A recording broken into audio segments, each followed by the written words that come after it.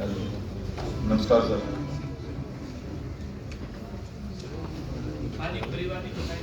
Sir ऐसा है कि मेरी क्या नाम है जी आप? मेरा नाम सर। हाँ, चंडीगढ़ से हूँ मैं।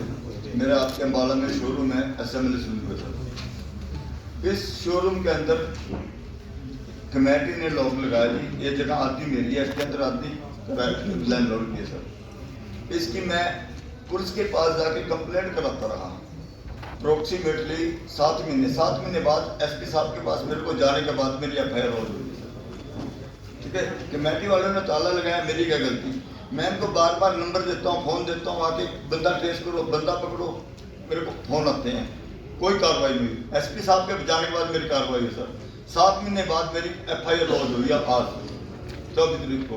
और जबकि मेरा अगर मेरे पहले दिन से कंट्रोल करते मेरा कम 70-80 लाख का मेरा नुकसान था, तो मैं लाख 2 लाख रुपये का नुकसान था पहले दिन मेरा। आज मैं इस कंडीशन के आगे खड़ा है सर, भीख मांगने वाला काम हो गया मेरे लिए।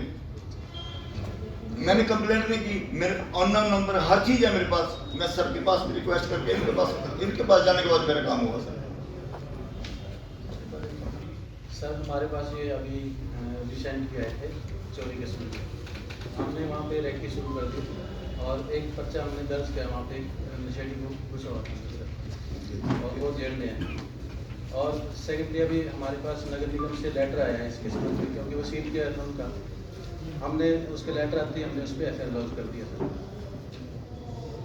नहीं, आपने कंप्लेंट कब की? तो इनको कंप्लेंट 18/5 से पहले की कंप्लेंट है, मतलब जब कंप्लेंट भी FIR कंप्लेंट भी है ना मेरी 18/5 से पहले की। जाके मेरी लातें टूट गई, इनके बाद जाके मैंने SP साहब के पास जाना पड़ा हार के। बात हंस के करने वाला काम होता है। मेरे नंबर दिए, मोटरसाइकिल के नंबर दिए, गाड़ियों के नंबर में पड़ोस आके बताते, कोई काम नहीं करते। ये तो बेपत्ती होगी सर। बंदे पकड़े गए जी, बंदा फोन करके बंदा पकड़वाया, एक बंदे अभी तक कोई कार्रवाई नहीं हुई। वहां जाके बाद इन्होंने बोला मेरे को वहां बिस्तरे लगा दो, रहने के लिए मैंने बिस्तरे तक लगा के दिए। कम से कम मेरी चोरी तो हस्ती आकेगी। कमेटी की तरफ से अभी आया है जिन्होंने सील कर रखी थी और उसमें से कुछ चोरी होगी वो पर्चा दर्ज कर दिया। और एक क्या है जो 7 महीने पहले बता रहे हैं वो अलग से पर्चा और है भाई? नहीं सर, वो कुछ दिन पहले ये हमारे पास आए थे, हमारे यहाँ से चोरी हो रही है। तो ये नगर निगम का सील किया है सर, तो हमने वहाँ पे अपनी रेकी शुरू कर दी, गश्त बढ़ा दिया। तो हमने अरे नगर निगम आप पुलिस को दी शुरू में कंप्लेंट है नगर निगम को? सर पुलिस को ही हमारी सुनी, इन्होंने क्या एप्लीकेशन नगर निगम को देखा उसमें सर ये नगर निगम को भी नहीं, मैं समझ गया आपकी। सर उसमें क्या था कि जब सील हो रखी है, जिस बंदे ने जिस अथॉरिटी ने सील की है, तो कंप्लेंट फिर उसकी तरफ से आनी चाहिए कि जी इसके अंदर फिर कस्टोडियन वो हो गया, तो उसकी तरफ से कंप्लेंट आनी चाहिए कि इसके अंदर सो एंड सो चोरी हुई। तो अब कमेटी की आई रिपोर्ट हमारे पास, उसके ऊपर हमने पर्चा दर्ज कर दिया। लेकिन जो इनकी मेन ग्रीवियंस है, सिर्फ पर्चा दर्ज करने से समाधान तो नहीं होगा, उसमें रिकवरी करनी है और जितने अरेस्ट करने हैं। तो वो सिर्फ एक बंदा अरेस्ट हुआ, रिकवरी हुई उससे कुछ? सर वो अभी कुछ नहीं किया उसमें। नहीं, वो तो पुलिस अपने आप ही पकड़ेगी, पकड़ के भेज देगा। तो मेन चीज तो ये है कि इनका जितने भी उसकी पूछताछ में आए भी आप मेरे से डिस्कस करना है इस मीटिंग के बाद। कोई स्पेशल टीम बनानी है तो हम टीम बना के सर इसको जितने भी बाकी बंदे हैं जो रिकवरी सारी करवाएंगे जी, करवा देंगे सर। टूटने के बाद जो मैंने आपको पहले दिन शुरू हुआ लगा, उसके बाद भी जो मेरा नुकसान कंटिन्यू होता है। आप इस मीटिंग के बाद ना एक बार मेरे दफ्तर ही आ जाओ तो हम सारा कुछ फाइल पे ले लेंगे। Thank you sir.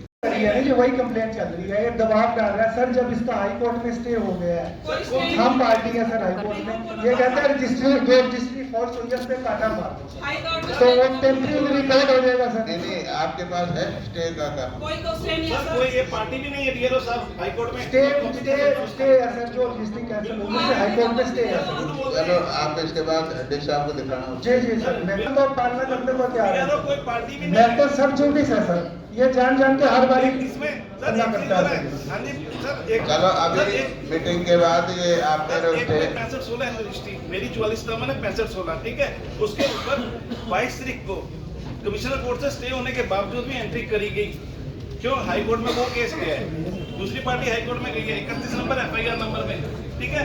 उसमें कैसे कर दिया इन्होंने 22 इसको देखो पिछली बार स्टेट विजिलेंस को भेजा हुआ है, विजिलेंस इस पर इंक्वायरी कर रही है, ठीक है। और साहब आपके एक बच्चे का FIR वगैरह गलत नाम है तो उसको निकाल दो। विजिलेंस में दूसरा केस गया। मैं डालबाग अम्बाला कैंट से हूँ। मेरी कंप्लेंट थी, मेरे एक दयालबाग में प्लॉट है 100 गज का, जिस पर हमारे पास रजिस्ट्री है, सब कुछ है, इंतकाल वगैरह, और उस पर भूमाफिया ने नकली रजिस्ट्री बनाकर अपना कब्जा करने की कोशिश की, जिस पर हमारे डीसी सर ने रजिस्ट्री नकली पाएगी और डीसी सर ने वो रजिस्ट्री कैंसिल भी कर दी, लेकिन वो उसका प्रोसेस आगे का नहीं हो पा रहा उसमें।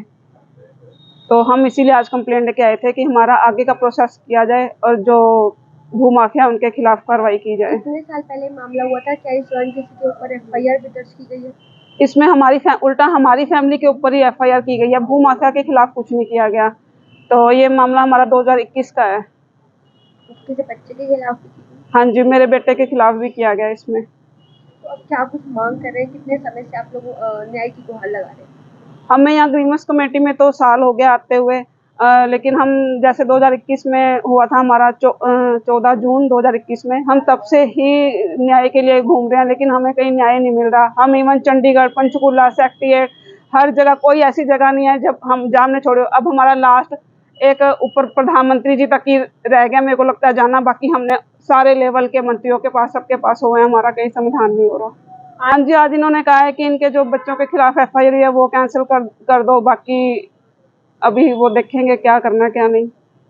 ये सब जो मौके पर हमने मई 2023 की फैमिली आईडी प्राप्त की थी, वहाँ इसकी जो फैमिली आईडी में इनकम थी वो 1,80,000 से ज़्यादा था, जो कि सर स्कीम में कवर नहीं होता। तो इसका सर वैसे ये मजदूर है, मतलब इसकी फैमिली इनकम कम है, तो इसने इसको ठीक करवाने के लिए बोला गया था, इसलिए सेंड बैक रख दिया गया था। तो इसने अभी तक फैमिली आईडी अपलोड नहीं करवाई है पोर्टल पे, और सर अभी हमारी स्कीम सर ये होल्ड की हुई है, प्राप्त होंगे सर, इसका सैंक्शन कर दिया जाएगा। की मीटिंग में 15 शिकायतें थी, उसमें से 10 को डिस्पोज ऑफ किया गया है और 5 पर एक्शन टेकन रिपोर्ट अगले महीने लेने की डायरेक्शन दी गई है। और ज़्यादातर शिकायतें कुछ एक रेवेन्यू की थी, कुछ पंचायत की थी, कुछ हेल्थ की भी थी, तो मिली जुली शिकायतें। तो क्या है कि जैसे जिस तरह का शिकायत आई है, उस शिकायत से मुझे ये लगा कि भाई डॉक्टर्स का जो व्यवहार और मरीज को क्लियर कट ना बताने की वजह से उनके खिलाफ कार्रवाई करने के लिए। बाकी जो कुछ सिस्टम में दिक्कत थी तो उनको मैंने हिदायत दी है कि भाई इस तरह के सिस्टम से कंज्यूमर परेशान होता है, तो आगे इस तरह कोई शिकायत ना आए, और उन्होंने आश्वस्त किया आगे से हम ध्यान रखें। जनता को बार बार धक्के खाने पड़ते हैं अपनी शिकायतों को सुलझाने के लिए, तो इसके लिए क्या अधिकारियों को निर्देश दिए गए हैं? तो वो मैंने यही कहा है कि भाई आप बार बार ज़्यादा लंबी डेट भी ना लगाएं, और जो भी शिकायत करता है तो उसको तुरंत प्रभाव से उसका निपटारा किया जाए, ताकि जनता को राहत मिले।